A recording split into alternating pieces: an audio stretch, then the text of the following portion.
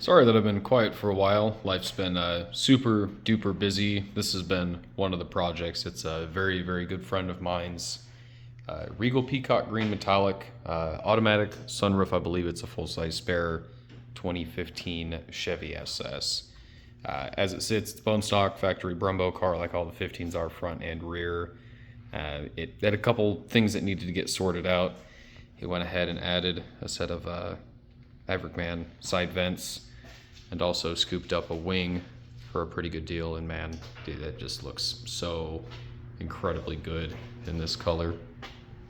Especially now that we've gone through and paint corrected the whole car. You can tell the car was a daily driver for a while. Might be a little bit dusty, but we probably got 80% out of it, which I think all of us are fairly pleased with. It's just really hard to capture this color. We were able to get a lot of the deeper scratches out, but again, you can tell it's been a daily driven car. It's had some miles and some smiles put on it. Had some repaint work done here and there and some rather poor touch up on the front end, so I think he wants to get the front bumper along with the hood resprayed. The trunk was a little scratched up, so he already got that done as well too. And just going for a quick ride in the car with him a couple days ago when we went out to go shoot it. Man, these things are super smooth, super nice, super comfortable.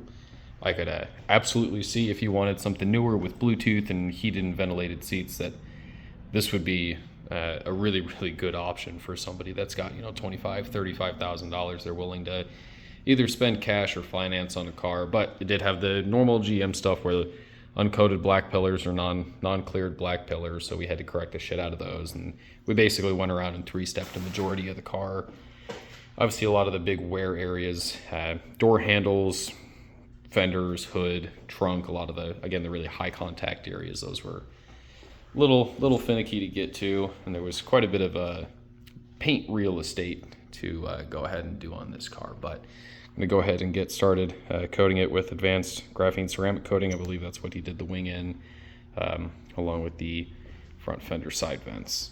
Obviously, nothing is ever complete like this without the light shot to kind of prove what we could do, even with mostly super soft, sticky clear coat that gummed up pads all the time. I don't think I've ever blown through this many pads on a car that wasn't brand new that we were chasing like 95% on, but it turned out just absolutely beautiful. I'm super pleased with the result, and I know this is something he's wanted to pick up for quite a while, at least the car in itself.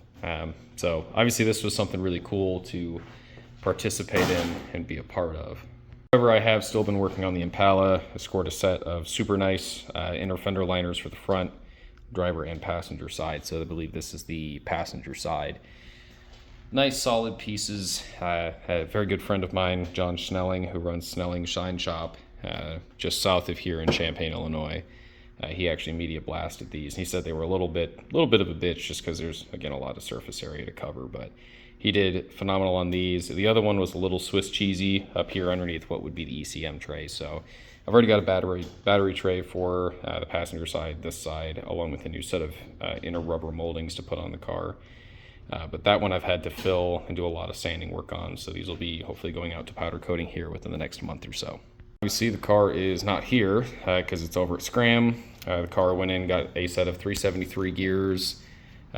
Nice ABS reluctor to work with those new gears, and it actually just got off the dyno. Made more than I anticipated. I figured it would make 6 to 7 pounds, which is usually where about a 1 bar map sensor maxes out. And it actually completely maxed out the 1 bar, so I think it's probably making closer maybe to 8 or 9 pounds, something along those lines. So I was pretty happy with that, but I still have the upper and lower control arms buried in the disgusting workbench over there. Along with a set of front and rear coilovers to put in the car.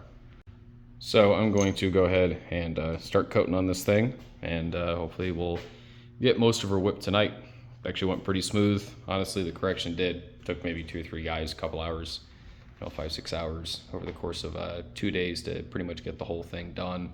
Ended up teaching a couple guys how to kind of work on paint, and one of them actually also has a Regal Peacock green, which was his inspiration to get the car. So now there's actually 2 of these in our area, which is super cool to see for such a rare color, especially one that's, like There's a reason why there's a Green Car Appreciation Society page on Facebook, because, man, this thing in person is just wild, the amount of depth it has. I don't think any cell phone camera could ever capture this.